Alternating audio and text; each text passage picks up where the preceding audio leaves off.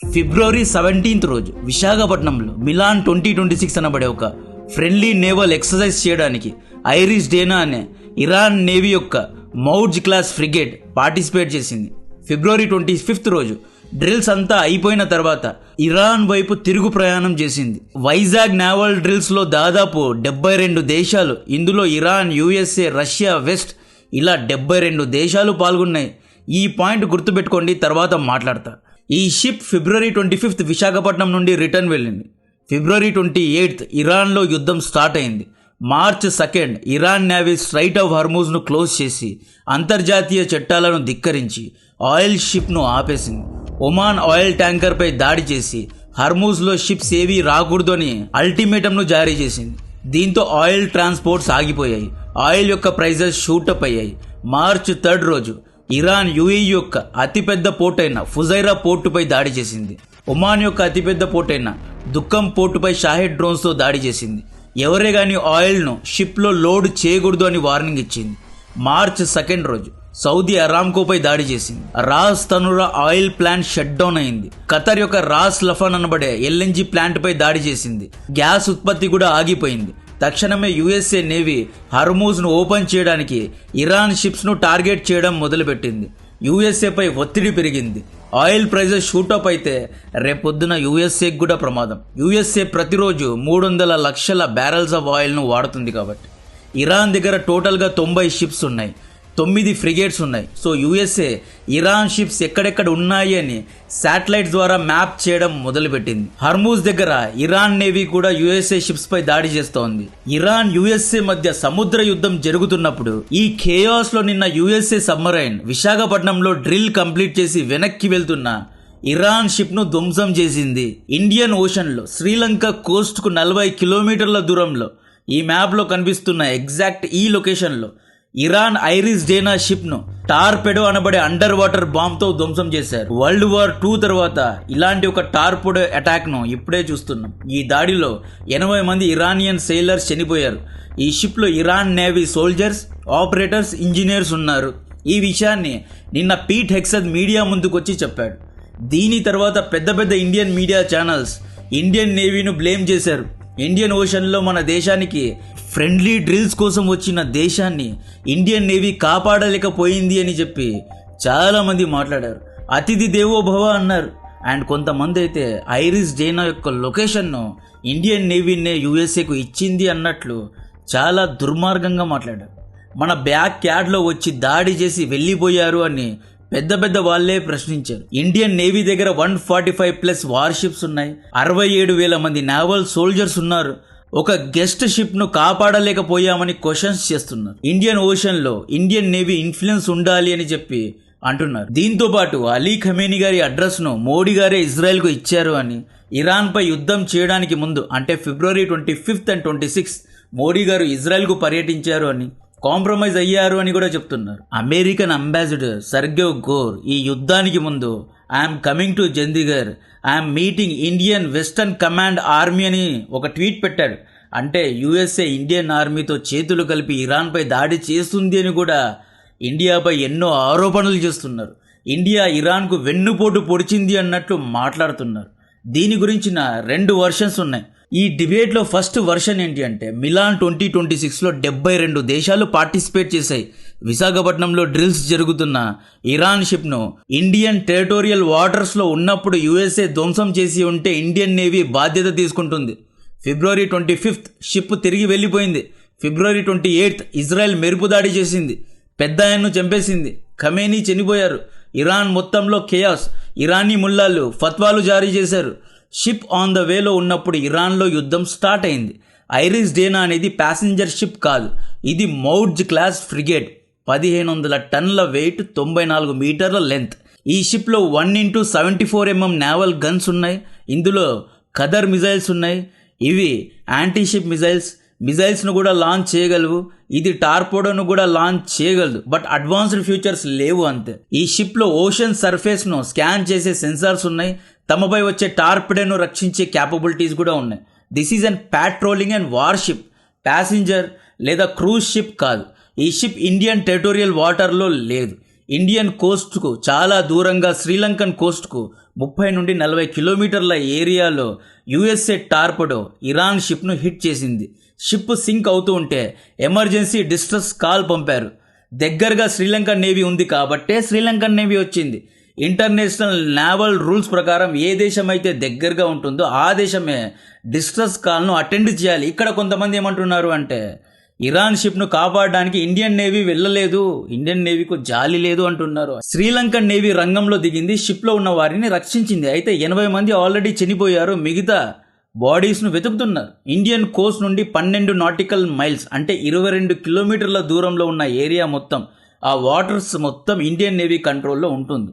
Iris డేనాను international వాటర్లో తిరుగుతున్నప్పుడు ధ్వంసం చేశారు. ఎస్, ఇండియన్ నేవీకు ఇండియన్ ఓషన్లో ఇన్ఫ్లుయెన్స్ ఉంది. But this does not mean Indian ocean మొత్తంలో ఎక్కడ ఏమి జరిగినా ఇండియన్ నేవీ ఓనర్షిప్ తీసుకొని సెన్సార్స్ ద్వారా ట్రాక్ చేసి యాంటీషిప్ టార్పెడో లాంచ్ చేసి రక్షిస్తుంది అని కాదు. ఇండియాపై దాడి చేస్తే ఇండియన్ నేవీ దిగుతుంది. ఎక్కడో ఎవరో కొట్టుకు సస్తే ఇండియన్ నేవీ ఎందుకు డబ్బులు వేస్ట్ చేసుకుంటుంది? ఇండియన్ ఓషన్ ఎంత ఉందో తెలుసా? 7 యునైటెడ్ స్టేట్స్ యొక్క ల్యాండ్ను కలిపితే ఎంతైతే ఏరియా ఉంటుందో అంత ఏరియా ఇండియన్ ఓషన్ది. ఇండియా దగ్గర 140+ షిప్స్ ఉన్నాయి. అంత ఏరియాను 140 షిప్స్ కవర్ చేయగలవా? చేయలేవు. ఇరాన్ షిప్ను కాపాడడానికి గంటకు 200 కిలోమీటర్ల స్పీడ్లో వెళ్ళలేదు కదా, సముద్రంలో సర్టెన్ స్పీడ్లో మాత్రమే వెళ్ళగలం. ఇప్పుడు ఏమైంది అంటే సోషల్ మీడియాలో అందరూ వార్ ఎక్స్పర్ట్స్ అయ్యారు, అందరూ జియో పొలిటికల్ వార్ కంటెంట్ చేస్తున్నారు. కాబట్టి everyone has opinions. Milan naval drills లో 72 దేశాలు పాల్గొన్నాయి. ఈ 72 దేశాలు మనకు గెస్ట్ దేశాలే. So what do mean Indian navy ఈ 72 దేశాల షిప్స్ ను ఎస్కార్ట్ చేసి ఇంటికి సాగనంపాలి అంటున్నారా? ఈ 72 దేశాల్లో యుఎస్ఏ, రష్యా, వెస్ట్ యూరోప్ దేశాలు కూడా ఉన్నాయి. మేబీ డ్రిల్స్ లో పాల్గొన్న యుఎస్ఏ నేవీనే ఇరాన్ షిప్ యొక్క లొకేషన్ ఇచ్చి ఉండొచ్చేమో. ఇండియన్ నేవీ ఎందుకు ఇస్తుందయ్యా? ఏం మాట్లాడుతున్నారు? ప్రపంచంలో ఎక్కడా ఇలాంటి ఆరోపణలు చేయరు. ఇండియన్ ఆర్మీ, ఇండియన్ నేవీ ఇంటిగ్రిటీను ఇండియన్స్లో ప్రశ్నించినంత ఎక్కడా ప్రశ్నించరు. ఈ యుద్ధంలో చూసుకోండి, రిచ్ గల్ఫ్ దేశాలు దుబాయ్, దోహా, రియాద్లో కేవలం 20 లక్షల విలువ గల షాహెడ్ డ్రోన్స్ దాడి చేస్తున్నాయి. యుఎస్ఏ ఎంబసీస్, కాన్సులేట్స్ను తగలబెట్టేస్తున్నాయి. ఆపరేషన్ సింధూర్లో షాహెడ్ డ్రోన్స్ లాంటి టర్కీ పంపిన బేరక్త డ్రోన్స్ను Indian army L4 modified artillery గన్స్తో లేపేసింది. ఆకాశ్ వంటి Indian made anti missile defence సిస్టమ్తో ధ్వంసం చేశాం. ఒక్కటంటే ఒక్క డ్రోన్ కూడా ఢిల్లీ, ముంబై, హైదరాబాద్, బెంగళూరులో పడలేదు. అయినా కూడా మన వాళ్ళకు ఇండియన్ నేవీ, ఇండియన్ ఆర్మీ అంటే అనుమానాలు ఉంటాయి. ఇటువంటి ఆర్మీ ఇంటిగ్రిటీను ప్రశ్నించారు. అలీ ఖమేనీ యొక్క లొకేషన్ మోడీ గారికి ఎలా తెలుస్తుంది? ఈయన చెప్పితే ఇజ్రాయెల్ ఎలా దాడి చేస్తుంది? దాదాపు 3-4 నెలల నుండి అలీ ఖమేనీ యొక్క లొకేషన్ మొసాద్ ట్రాక్ చేస్తోంది. ఆయన ఏదో పని మీద వెళ్లారు, డిఫెన్స్ డీల్స్ చేసుకున్నారు, ఏదో ఆయనకు సన్మానం చేశారు, తిరిగి వచ్చారు. ఆయన ఎలా వెళ్లి అలీ ఖమేనీ గారి లొకేషన్ ఇస్తారు? USA ambassador Gor Indian western command కు వెళ్ళాడు. అయితే ఇండియన్ వెస్టర్న్ కమాండ్ అంటే గుజరాత్, ముంబై లేదా కేరళలో ఉన్న ఇండియన్ ఆర్మీ ఇరాన్ పై దాడి చేసిందా? లేదా యుఎస్ఏ ఇజ్రాయెల్ ఆర్మీకు సపోర్ట్ చేసిందా? లేదా ఇండియన్ ఫైటర్ జెట్స్ ఇరాన్ కు వెళ్ళాయా? ఏం మాట్లాడుతున్నారు? ఎందుకు ఇండియా ఇరాన్ కు వెన్నుపోటు పొడుస్తుంది? ఇండియన్స్ కు ఇరాన్ యుద్ధానికి ఏంటి సంబంధం? ఇంటర్నేషనల్ వాటర్స్ కు ఇండియన్ నేవీ ఓనర్షిప్ తీసుకొని ఇండియన్ ఓషన్ మొత్తంలో యాంటీ సబ్మరైన్ సెన్సార్స్ ను పెట్టాలా? అంత డబ్బు మన దగ్గర ఉందా? ఇంటర్నేషనల్ వాటర్స్ లో ఎవడో ఎప్పుడో కొట్టుకు సస్తే మనం ఏం చేయగలము? We can defend only, we cannot sense what is happening. ఎక్కడో ఏమో జరుగుతోంది, అరేబియన్ సీలో తగలడిపోతోంది అంటే ఇండియన్ నేవీ ముందుగానే ప్రొయాక్ట్ అవ్వదు, మనం రియాక్టే అవ్వగలం. ఇక్కడ ఇరాన్ తేల్ అవీవ్ లో సామాన్య ప్రజల ఇళ్లపై దాడి చేస్తోంది. యుఎస్ఏ, ఇజ్రాయెల్ కూడా ఇరాన్లోని సామాన్య ప్రజల్ని చంపుతున్నారు. ఈ గొడవల్లో ఇండియా నైతికత చూపించాలా లేదా న్యూట్రల్ గా ఉండాలా? ఇజ్రాయెల్ కు సపోర్ట్ చేస్తే ఇరాన్ ఫీల్ అవుతుంది, ఇరాన్ కు సపోర్ట్ చేస్తే గల్ఫ్ దేశాలు, యుఎస్ఏ ఫీల్ అవుతారు. ఇప్పుడు ఐరిస్ డేనాపై దాడి జరిగింది అని చెప్పి మనం ఏదైనా మాట్లాడితే, నిన్న లేదా మొన్న అనుకుంటా ఇరాన్ ఒమాన్ యొక్క షిప్ పై దాడి చేసింది, సివిలియన్ షిప్ పై దాడి చేసింది. దాన్ని కూడా ఖండించాలి.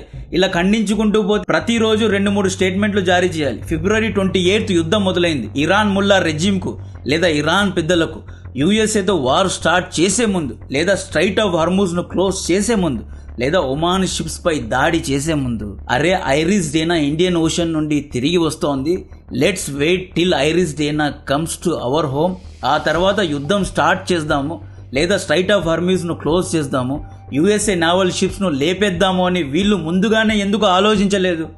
140 క్రూ గురించి ఇరాన్ నేవీకే లేనప్పుడు మనం ఏం చేయగలము? ఫిబ్రవరి 28 పెద్ద ఆయన్ను లేపేశారు. ఇమీడియట్ గా యుద్ధం స్టార్ట్ చేశారు.